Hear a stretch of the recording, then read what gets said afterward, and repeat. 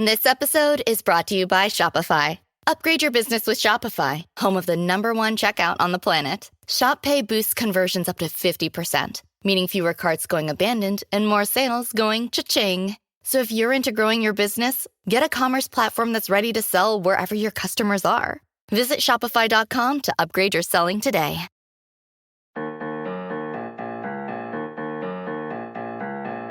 You're listening to the Reversing Climate Change podcast by the team at Nori, the carbon removal marketplace.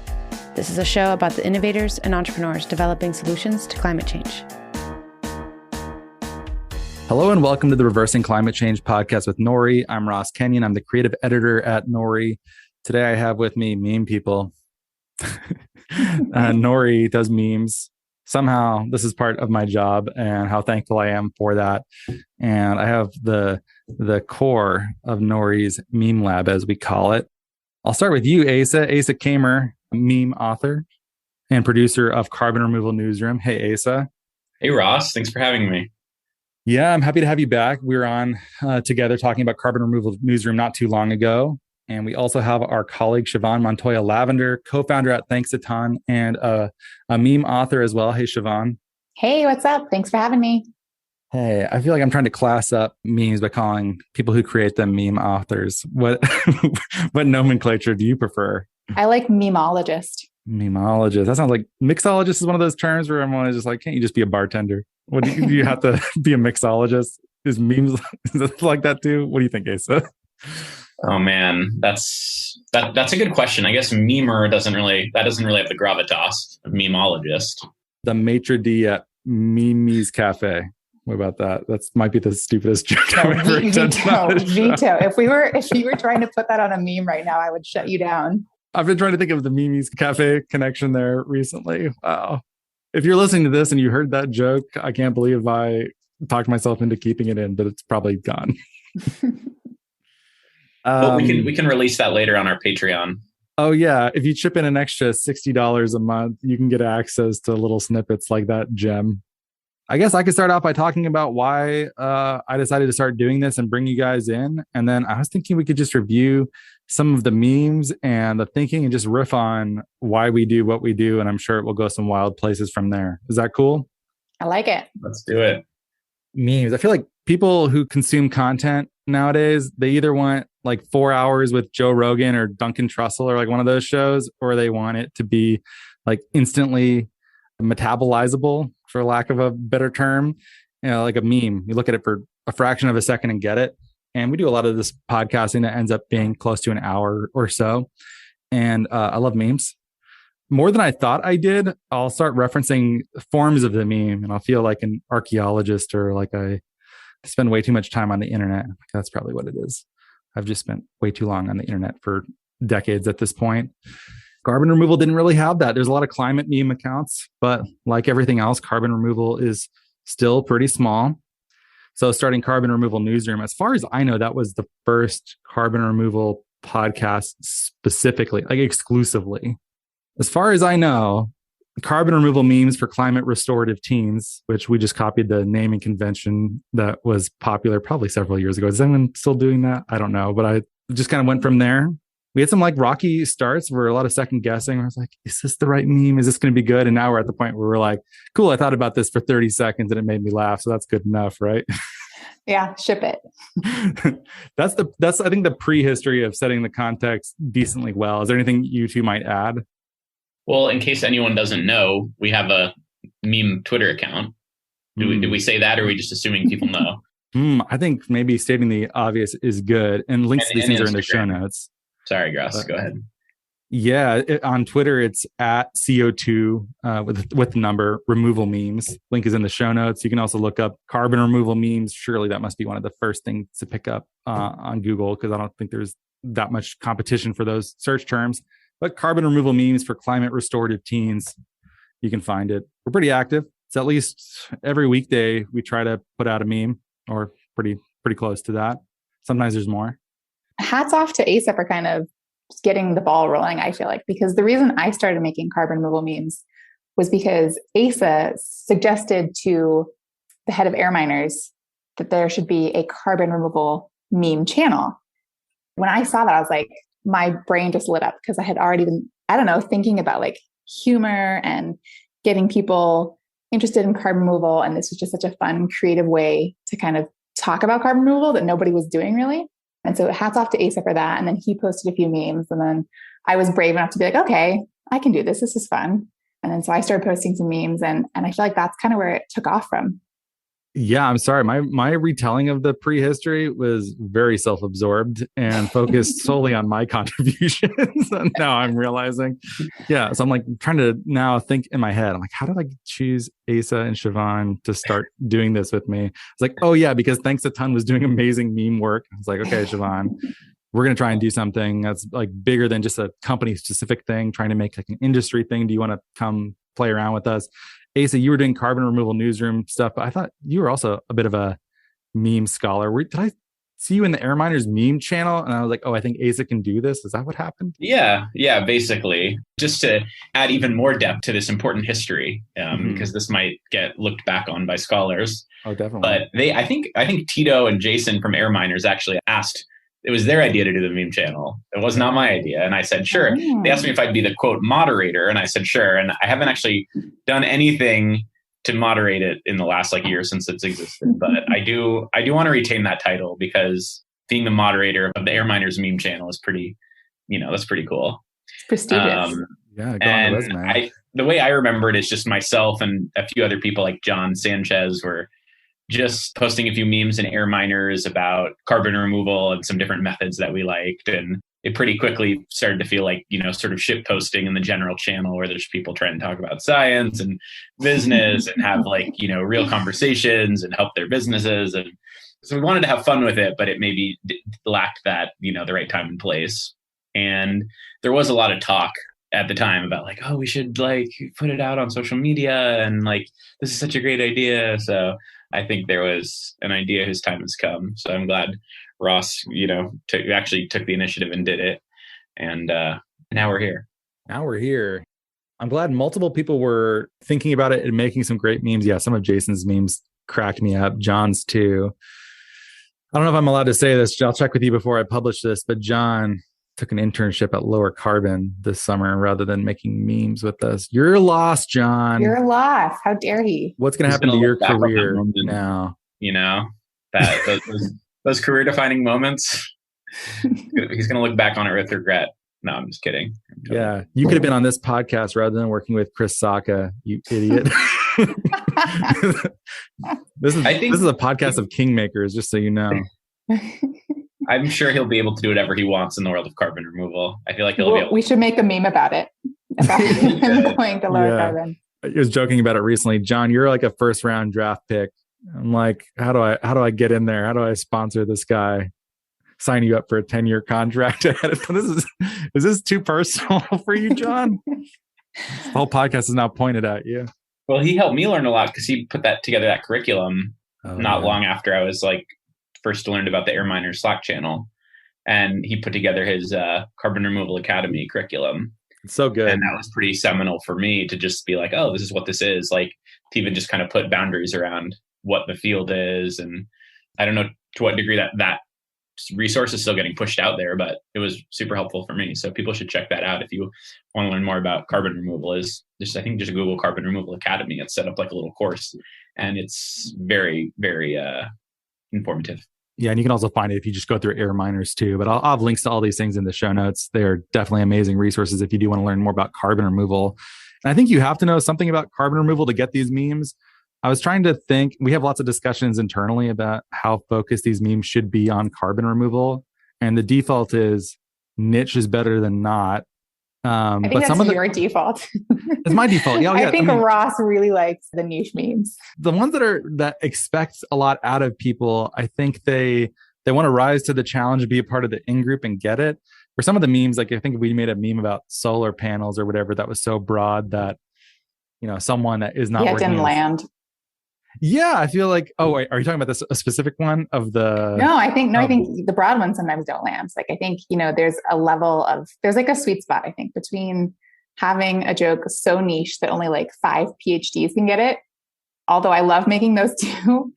And then having the ones that, make people feel like they're part of the in crowd or they're in on the joke and they could still get it. Yeah. You say like there's a sweet spot as if we know what makes a successful meme or not, which we do not. We do not. I should say that I believe there's a sweet spot. We have not yet found that sweet spot, but I believe it exists. It exists. The platonic form of the carbon removal meme. We've not got it down to science yet.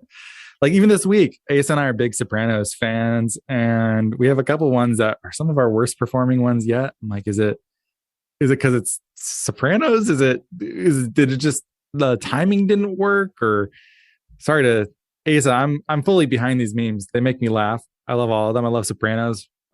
What happened here? Do you have any idea? I don't. I've been wallowing in it. You've been wallowing in it, but we love them. And really, the only way you know that they're going to be good is if you like them, right? Like if you don't like them, they're probably definitely not good. Yeah. They all made me laugh when I was making them. So I like to think, well, they make me laugh, then that's, an indicator that they'll be popular. And that has not panned out so far. It's a good litmus test though. Like, we want to at least make ourselves laugh. Yeah. So maybe it's like a consolation prize where I'm like, well, at least I thought it was funny. God, maybe the world rejected it, but I liked it. It's a sad thing for someone in comedy or in humor to say, but yeah, the most successful one I think is still the Trailer Park Boys meme of the I'll pay you $100 to fuck off of Randy to Mr. Leahy. I had no idea because that's how many people watch Trailer Park Boys? Yeah, a decent number. Some people responded and were goofing around on Trailer Park Boys, but it's not like The Office where most Americans, it runs in their bloodstream so thick that how could you ever escape it as a gravity well in culture? Why did that one do well? No idea. Maybe it's because it was referencing, the frontier climate purchases and was kind of referencing a very of the moment thing that a lot of people were talking about. That's just a wild guess. I don't know. Maybe it's just because humor with swear words in it is more broad and people just like that. People like that there was an F word in it. We should A/B test that, yeah. Some of the ones too that puzzle me, the ones that we try to apply that are deep in internet culture. And by the way, links to these things are in the show notes mostly. Not all of them are going to fit. But if you scroll through our Twitter, Instagram, you'll find these without having to try very hard. But even like the Bugs Bunny, I wish all blank a very pleasant evening. One that we did of I wish all carbon a very pleasant removal did pretty well. Why? I'm not sure. That's like something that came deep from the internet that is just like a weird meme template, and it did well. Other meme templates deep from the internet did not. You just keep throwing them out there, and if they make you laugh, that's a good sign, and then hopefully it works, right? Yeah, or maybe somebody from the audience is going to be like, guys, it's this formula that you have no knowledge of. Probably. I mean, carbon removal is a very interdisciplinary type of topic where you have science and government and people from different sciences and social sciences and like climate advocacy. So by putting boundaries around it, we're kind of bringing together people from a lot of different backgrounds and probably different cultural reference points.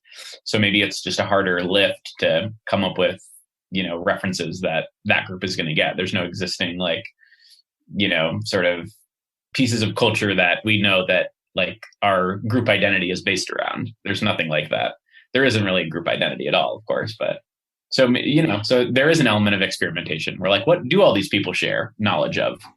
And maybe we're still finding that out. I mean, I come from a life of loving comedy, like obsessively.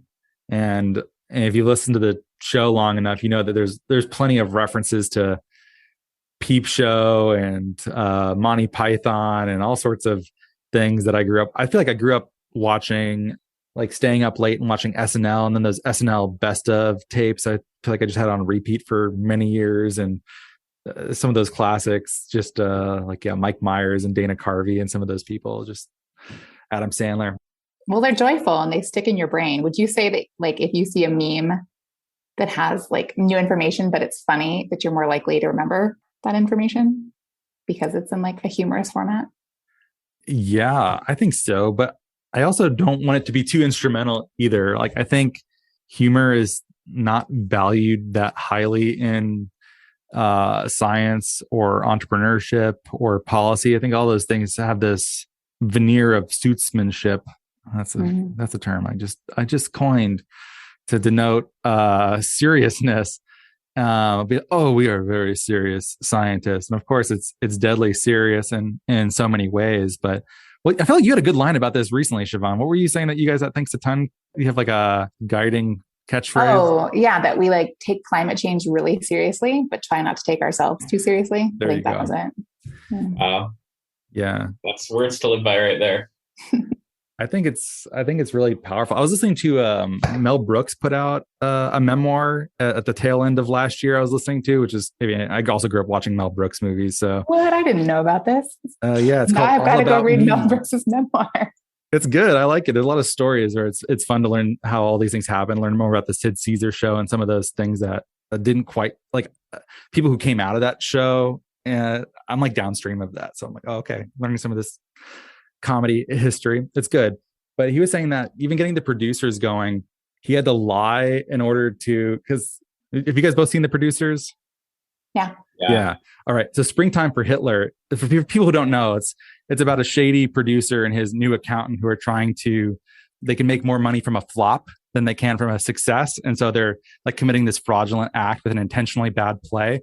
So Mel, they go out and they try to find what's the worst play that's ever been written and let's make it. And it's called Springtime for Hitler.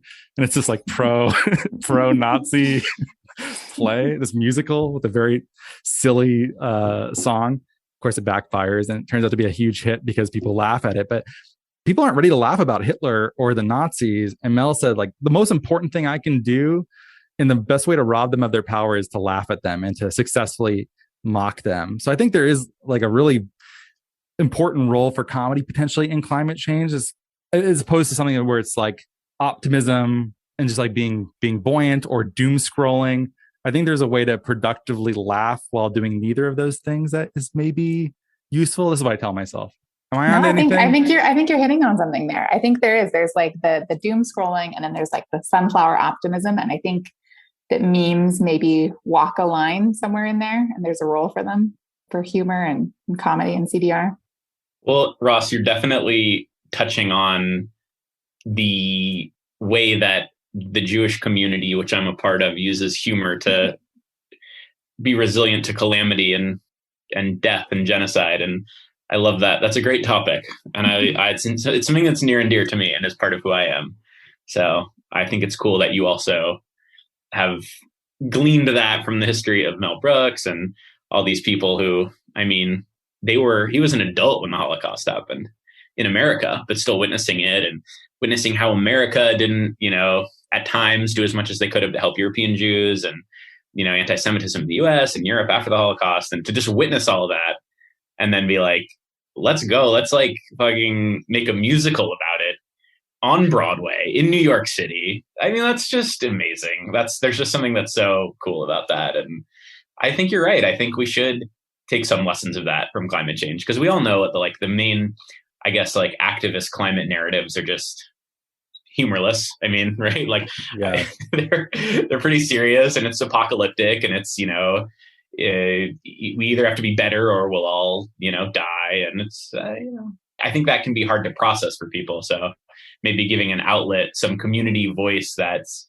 some narrative that's not that, and there's the whole thing about like doomers and like doomerism versus optimism in the climate world. But it's even like maybe even different than that, of just like, yeah, are we going to take ourselves seriously and take our fear seriously, or, take our, worries about it like as the only feeling, or are there going to be other feelings too? And do we use that humor as a way to connect with people, which actually does, I think, can be productive. So I love that. I love what you're talking about. And we're definitely, yeah. If we can take any lessons from Mel Brooks, I think we'll be on the right track. You're basically saying that we need to be more Jewish, is what you're saying. I don't have up the levels of Judaism here. There's a great book too. I don't know if you've read it, but have you read it? I think it's called Jewish Comedy: A Serious History. Have you? No, I haven't. I read it not long ago, and it's very good. Many of the jokes in there too, I'm just like, oh, this is sublime. You might enjoy that. And if you like what we just said, that's probably a great book to check out as well. All right, I will. why don't we keep going through these and let's just talk our way through some of them here. I'll share my screen so we're all on the same page. We're starting at the top of the feed on Twitter. So right now, today, it's July 8th. So you have Tony Soprano in the pool with the Ducks. 3 likes. Asa. Brutal. Breaks my heart in two. So wrong. It's so wrong. How dare you? How dare you? That's such an important moment in the series. And I feel like just as respect to the cultural importance of The Sopranos, people should be liking it. Yeah, and it should be wildly popular. Press F to pay respects. Oh, see, we haven't done that. That's deep in internet culture. And we haven't done that one yet either. Yeah. Are you a big gamer, Siobhan? Does that mean anything to you? I'm not, nor do I watch The Sopranos. I like it though, because you oftentimes bring a nice wholesomeness to it, which I find refreshing, because Asa and I are definitely deep in that pop culture referential thing. And I feel like you oftentimes help elevate us out of those stupid depths. Thanks. The wholesome cred. The wholesome, I don't know. Do you agree with that? Or do you have like a deep, edgy side that I'm waiting to see soon? No, I don't. I think I do make wholesome memes. I also think I probably make the ones that criticize carbon removal the most. Would you agree with that? I like the memes I've made. I've made some harsh ones on carbon removal with love. I make them with love. I feel like it's almost my own way of like disarming my own fears or insecurities about carbon removal or problems within it, is to like make a meme and just acknowledge the flaws.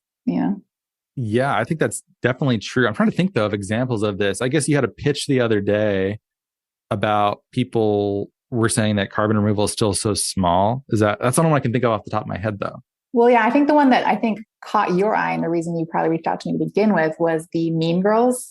Oh, yes. This is one of the best of all time for sure. Which was, just like basically, I don't know. I was hearing a lot of debate around like the different flaws and kind of almost this like light infighting about like what method is best or something. And so I came up with this idea of a meme that, basically calls out all the flaws of carbon removal, but they all have flaws, so it's like, it's not, hating on one over the other.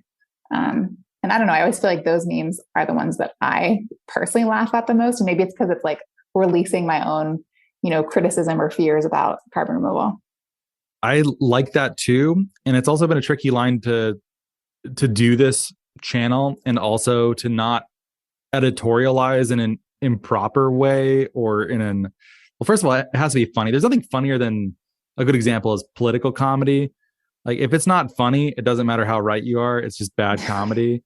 Yeah. I remember how disappointing it was after, like when Bush was in office, I had like, David Cross and Patton Oswalt. I was like, oh yeah, this is like edgy, like left-wing comedy. And then Obama got elected and I was like, where'd everybody go? Where's the comedy? Because I feel like they were pulling their punches at that point. I was like, it took a while for it to kind of come back. But yeah, I think you absolutely have to keep that in mind. And we don't really have like that strong of a point of view. Are we trying to convince anyone of anything?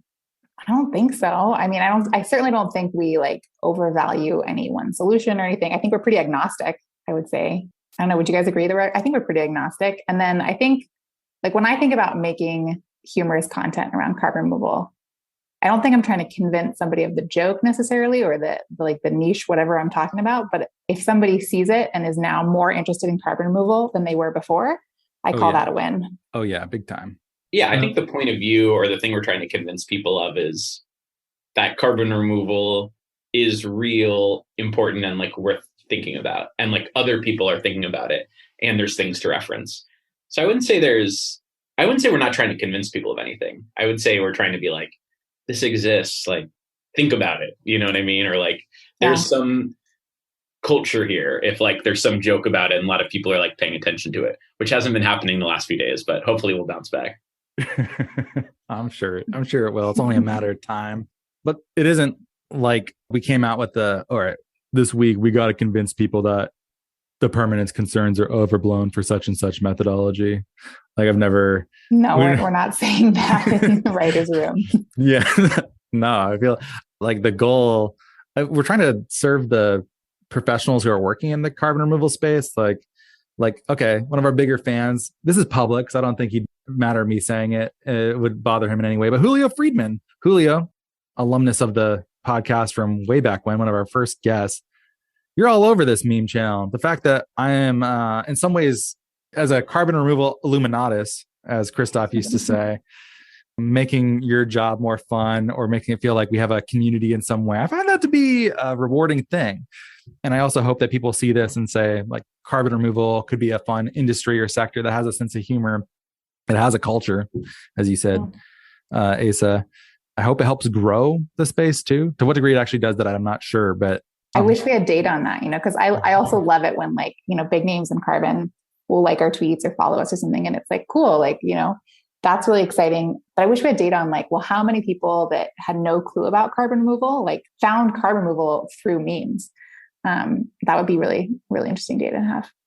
I think so too. And maybe a downstream effect too. I don't know. It's hard to measure this one, Siobhan. I don't think you can really, but I think being somewhat self-deprecating or admitting when you don't know something, or that all methodologies face certain kinds of trade-offs. And I think a space of having enough humility to grapple with that productively is useful. It probably makes it more tolerable, at least for me, to swim in this space. I don't know if you feel similarly, but plus one.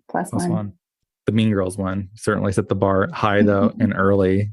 I told you when you asked me about that, I was like, that's my best one, man. I'm not gonna surpass that. But if you still want me to make content for you, I'm on board.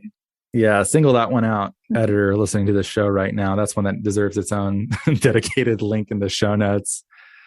Okay, let's scroll through. All right, we have Junior telling Tony that he never had the makings of a pro ball or a college ball player, something like that. A varsity athlete. Varsity athlete, that's it. Yeah, I remember this scene. Space elevator. Yeah, we love these jokes about, we have hard time with Poe's law, where you need the joke to actually read as ridiculous enough to make, we want to do bad carbon removal business ideas and methodology ideas, but basically all of them are kind of weird to start with. So how do you make one that actually is weird enough for people to say, aha, this is clearly making fun of a bad idea that doesn't exist? So we just land at giant tubes to space and space elevators. Is there any other option for us? Let us know in the comments.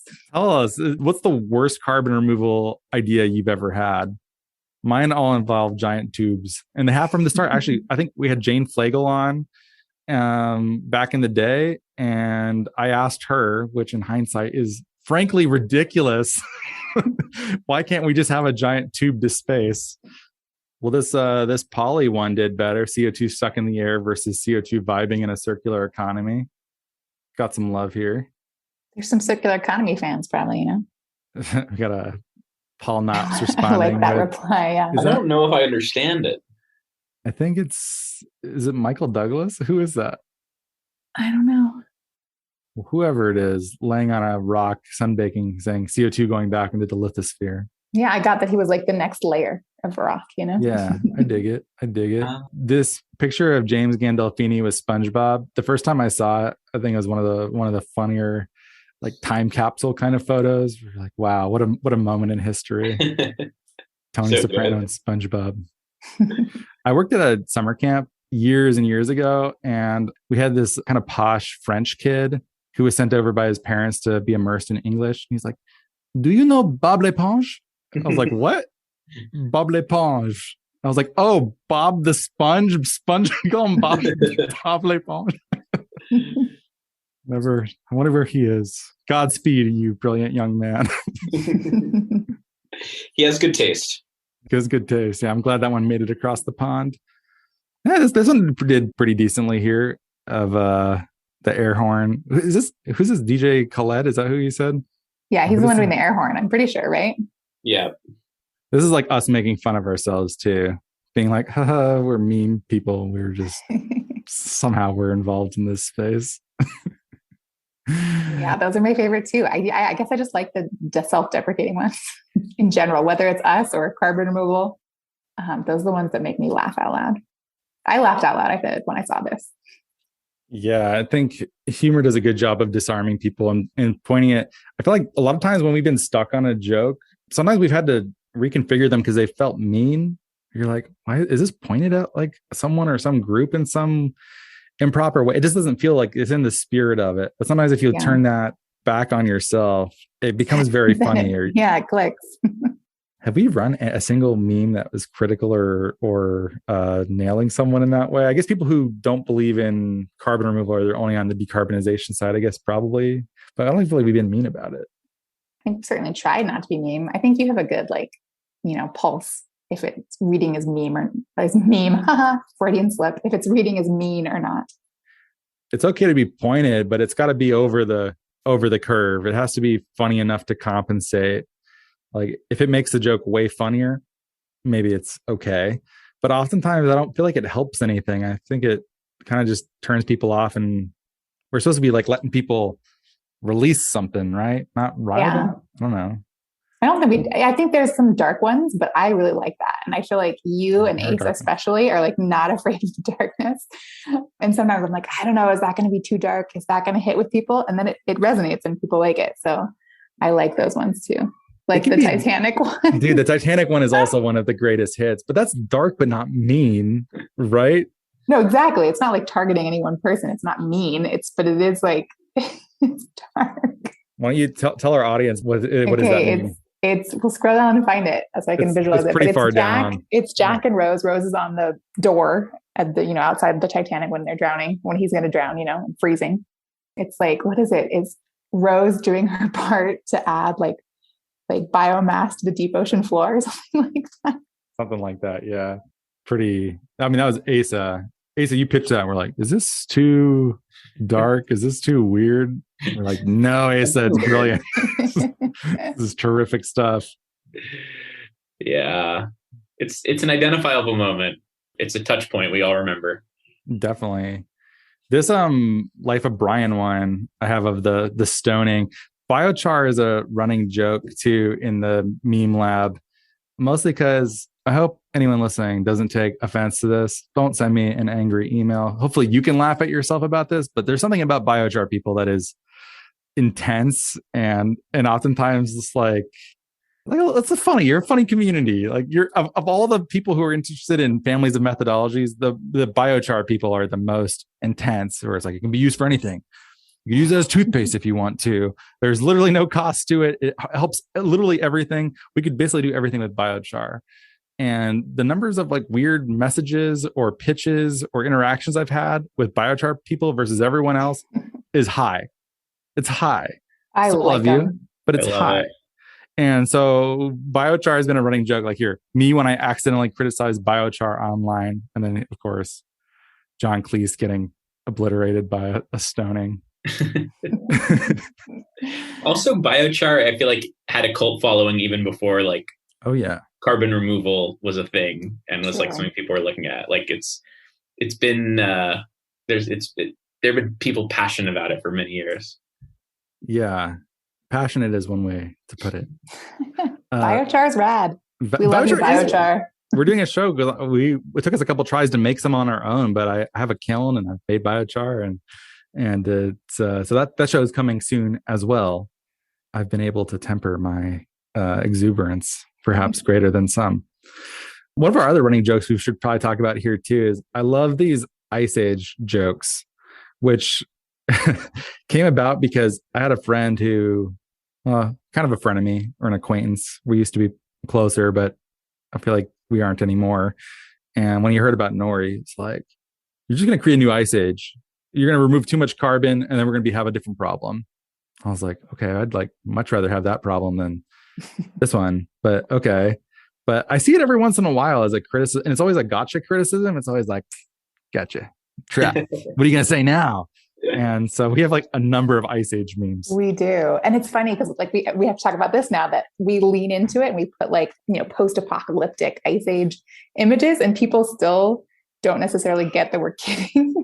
There's a joke that only works if you spell it out, but it's like something like, the problem with satire is that people don't realize it's an ancient Greek demigod.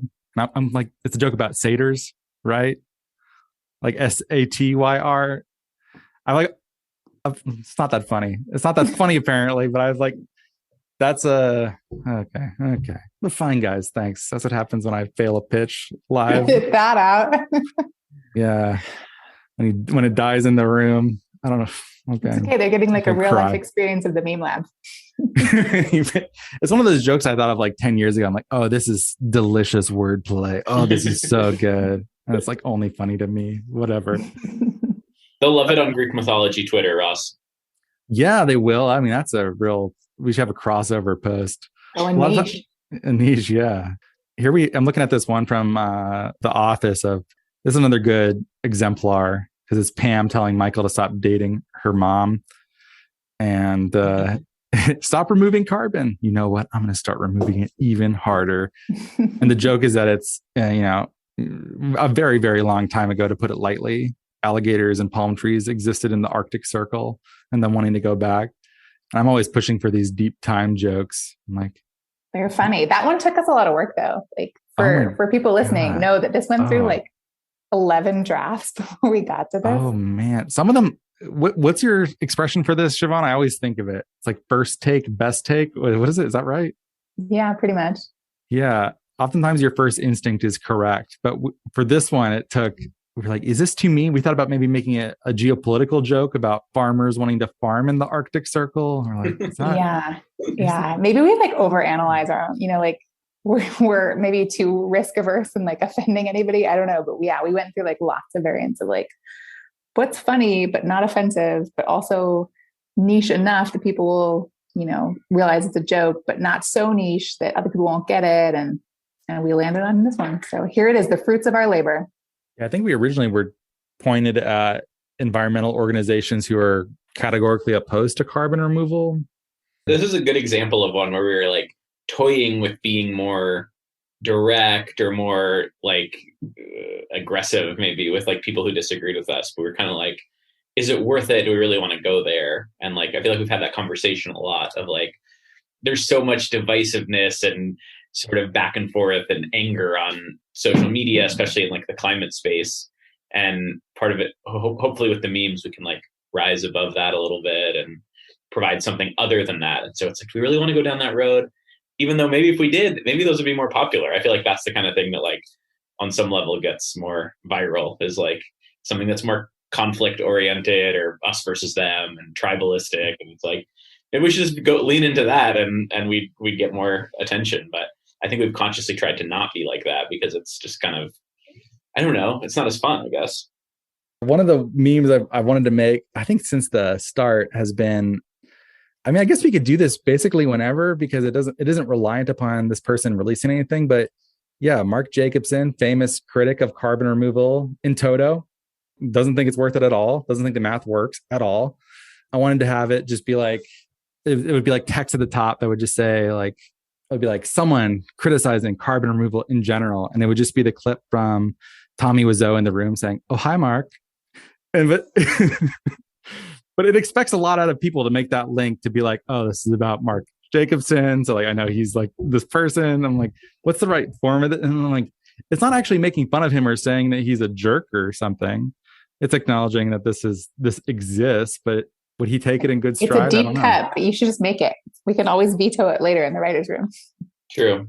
I'm a believer in just make it. If you have a sliver of an idea, just make it. It's hard to come up with ideas. That's the hardest part of me making, is just like getting that first thought, that first idea. So go for it. Those ones that are like repeated GIFs that have audio, though, we did one of early on, one of the first ones. I was like, oh, this is kind of pointed. I was trying to make fun of conventional offsets. And it took the clip from Indiana Jones saying, "That belongs in a museum." And trying to say like it's old and like you shouldn't use it, maybe. But it's very much like the "You're the Man Now" dog loops, which, did you guys grow up with that? No, question mark. I don't know. That sounds familiar. I'm like really diving in here. It was just a website that you would click on or go to, and it would be, I think it's from Finding Forrester, I think is the movie. It's just Sean Connery saying, "You're the man now, dog." Yeah. Just like over and over and over again. I'm like, so it doesn't read that well on the contemporary internet to just have "You're the man now, dog," but "Oh, hi, Mark. Oh, hi, Mark. Oh, hi, Mark." Like, is that funny? Does it even work? I don't know. That's what TikTok is, isn't it? Do TikTok do like super short, repeated sound things like that? I guess I've heard that's some. Slightly too short. Maybe that's slightly too short for it. Slightly too short. I mean, here's one that kind of bummed me out a little bit, which is the Lucille Bluth saying, "I love all my children equally." Earlier that day, I don't care for Job. And all I did, so how do I say the actual acronym, Siobhan? Bikers. I asked Kara to confirm. Bikers. Not intending to criticize whatsoever. The joke here is that Lucille is a bad person and not nice. We even quoted Job in the caption of, "Come on." I was hoping that would stem any criticism, but then someone accused us of the same person. I think if they're talking about us, advocated a ton of tree planting as a way of criticizing us, but we inverted the form of the Lord of the Rings. One cannot simply walk into Mordor, and we just made one can simply plant trees. We made a meta joke about change. This is what I'm saying. Or we tried to make a meta joke, I guess. It's like the thing about irony, the thing about satire is people don't realize blah, blah, blah. You're just like, it hurt my spirit for the irony not to be detected. Same with this one. Here's to a 0 ppm future. And the caption is, "This is the future carbon removers want." Obviously, a 0 ppm future would mean the end of all life on the planet. This doesn't even make sense. And someone says, "Is it really though?" No, it's not. It's not really though. Yeah. Well, we can't let them win. We shouldn't give them too much time or attention on our podcast. I mean, am I sounding like sour grapes over here? I don't know. Well, I think we all agreed that the best course of action was not to bother responding, because the only way to respond is to explain the joke. And then you're the idiot who explained your own joke, you know? Yeah. And that's not funny. That's not a cool thing to do. I feel like that's also part of the in-group thing. It's like, if you get it, you get it. But if you don't, I can't force you to get it. We can't like bring comment away. Comment away. No. Well, that's a great wholesome one that Asa did. That Michael Scott. I love carbon negative economies. Love to be part of one someday. We just get make so much hay off of Steve Carell's like hilarious faces. I've actually been listening to the Office BFFs book, the Angela Kinsey and Jenna Fisher. So I've been like reliving those backstories. Yeah, but this one I feel like requires knowledge of The Office to some extent, because the joke here is, I love inside jokes. Love to be a part of one someday. It was like the saddest. It's one of the funniest lines ever. It's so good. It's great, but it's just like what a lonely joke that is. So I'm amazed that one did well and read or maybe just everyone's seen The Office and it's fine. That's one of those lines where you can like I can still hear exactly how he said it. You know what I mean? Like his line read is so perfect that it's like implanted in my, like he's kind of like half whispering when he's like, "I'd love to be part of it." Yeah, it's pretty great. So I can't be alone. Other people have that great association with it. No, as soon as I saw the meme, I knew exactly what he said and how he says it, and my sense memory of it is strong. It's funny. This one, well, Richie's not here. Richie sometimes chimes in with memes because he's a very funny guy, works at Nori, longtime employee at this point. Carbon leaving my body when someone reminds me that we are made of carbon. That happened on one of these. We've had jokes about removing all the carbon, some of that 0 ppm one, and someone was like, "You're made of carbon too. Gotcha. What do you say to that?" And we're like, "Yeah, we know." That's amazing. Yeah, whatever. So I feel like being pointed about that, or like common objections, can be kind of fun or good grist for the mill. What about like CO2 as plant food? That's another one of those like climate denial online memes that people respond with. Have you guys seen that? It's like, yeah, for sure. All the plants will die. So maybe we need to do some memes about that one. That kind of pointedness doesn't rub me the wrong way at all, because it does feel like if you're not on side on that one, then like totally, I don't know that we can do anything together. Yeah. Like at all. Yeah, it's also just like silly. Like we don't want to be too mean, but like you really don't understand if that's the point you're making. You're really missing you've lost the plot a bit. So it's kind of funny. That's funny. So you should go forth and make that one. All right, I will. I'll do my best. Give it a shot. There's something there. Here we have this King of the Hill one. I love this one. Yeah. Are y'all with the cult? It's not a cult. It's an organization that promotes the removal of CO2 from the atmosphere and oceans. Yeah, this is it. This is good. It's also self-deprecating. I feel like it is making fun of carbon removers, and people enjoyed that. Yeah, I mean, I think we're all a little bit on the biochar spectrum, like we all do this and spend our lives and time doing this because we think this is something exciting and special. And, there's a level of cultishness to anything that's so early stage and niche, right? You got to be a pretty big fan to be in carbon removal right now. That's a good point. I think that's true. Although it's less and less true seemingly as every day passes, right? Yeah, I know what you mean. But I think, you see all these big purchases or these big investments and announcements, and it's fantastic. But then I kind of remind myself that like 99% of people don't even know what carbon removal is. Yeah, yeah, that's definitely true. This guy, Jack Andreessen, I'm going to assume that's how I say your name properly. You're a meme lord, confirmed. You're just all over this page. I'm glad you like goofing around with us. It's fun that also, Jack, you like to talk Trailer Park Boys. So that was fun that you got so excited about that one. Yeah, come engage with us, people. We like when people meme us back.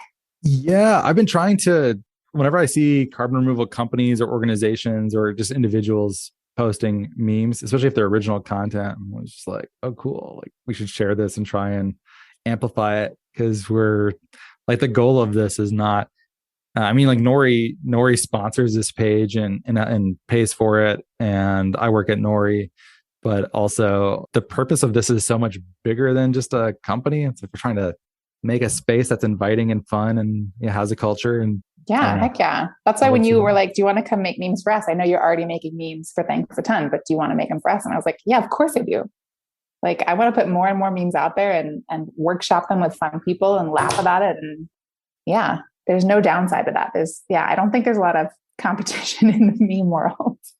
Yeah. Sometimes we'll have people though that maybe are like not wanting to be a part of Nori content because they're like suspicious maybe of the commercial interest that's a part of it, which I'm always fine to like disclaim if people are like, well, I'll be on the podcast, but I want to say at the start of it that I like don't really think market solutions or VCM matter, or I don't like agriculture as a climate solution. Like, I'm always fine to let people say stuff like that or whatever. I feel like the content we're trying to make is not as instrumental or as immediate as people think.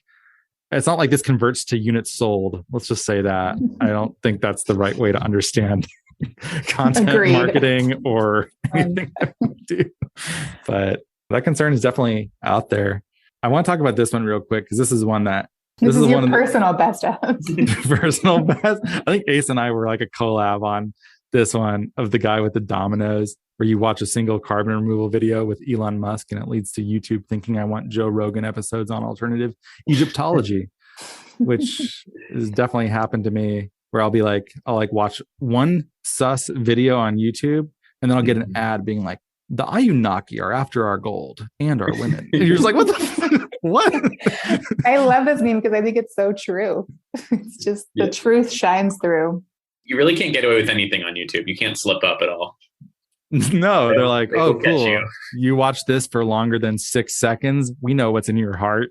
Yeah, anything dumb, and it will keep showing up on your homepage for years to come. Dude, I made the mistake one time on Instagram watching like a beautiful woman play the bass guitar, and she was amazing at it. And now YouTube just thinks I want to watch beautiful women play the bass guitar like nonstop. I'm like, come on, like I don't need this content. Why are you constantly trying to get me to watch this? Clicks on it again. I've noticed that I've been getting more memes in my Twitter feed. Oh, that's fun. So, I mean, to be fair, I do love memes and I like them and post them, but I'm noticing that that's now I'm getting memes from like random things that I don't care about. Yeah. Like bad content marketing, trying to get you to buy something or something. Yeah. This one also kind of broke my heart because I thought it was funnier than the attention level it got of the blue carbon meme of Michael yelling, "Where are the turtles?" That's a deep cut, though. You clearly must be a serious Office fan, Asa, to pull this. It says 5 minutes after investing in a blue carbon project, and then it's Michael screaming, "Where are the turtles?" What? I'm like giving like a gift basket to a customer, and they didn't end up coming back to them. Yeah, he wants it back. Yeah, he wants it back. This is. We've done so many Office ones. It's great.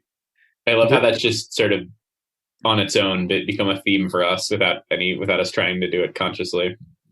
It's almost certainly the most popular sitcom, at least of our generation, like millennials, right? Is there anything that even comes close? At least that came like at the same time as us. Not like, I mean, lots of people still watch Friends, but that was like the previous generation pretty much. Yeah. This next one was one of our greatest hits too, of the me making a net zero pledge for 2030. And then Angela surprising Dwight. And his elbow. And yeah, that's a good one. What other ones stand out to you here? I'll just start scrolling and stop me when you want to talk about one. I really like this one. This is an example of a really good science meme. I was proud of. This one also took a huge amount of work. That was another collab one. Yeah, like we all really dug into this one. And again, this is the fruits of our labor after trying 12 times. Man, it's so many revisions, but I was really happy when we cracked it. Who cracked it? Was it? I think it was Asa. I think I came up with the original format and it just wasn't as funny. And then he was like, ooh, let's throw in like the whole concept of like ocean off-gassing. It was a team effort. It was a fellowship, if you will. Well, thanks so much for being on the show. It's so fun working with you on a regular basis and having a writer's room and be pitching memes. I'm amazed that we get paid for this. Pretty cool. Could you imagine a more fun job than that? Honestly, no. It's pretty good. I'll make a meme about how lucky we all are. Yeah, it's true. Yeah, it's silly. But anyways, there's links to all of our channels, the books and various things that we reference are in the show notes. Thanks so much for being here. Thanks for listening. And give us a great rating and review on Apple Podcasts or Spotify. And thank you again for being a fan of the show.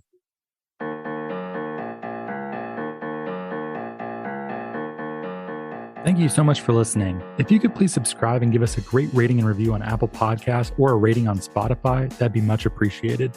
It helps us get our content out to more people. You can sign up for our newsletter at nori.com, follow us on social media, and we will catch you next time.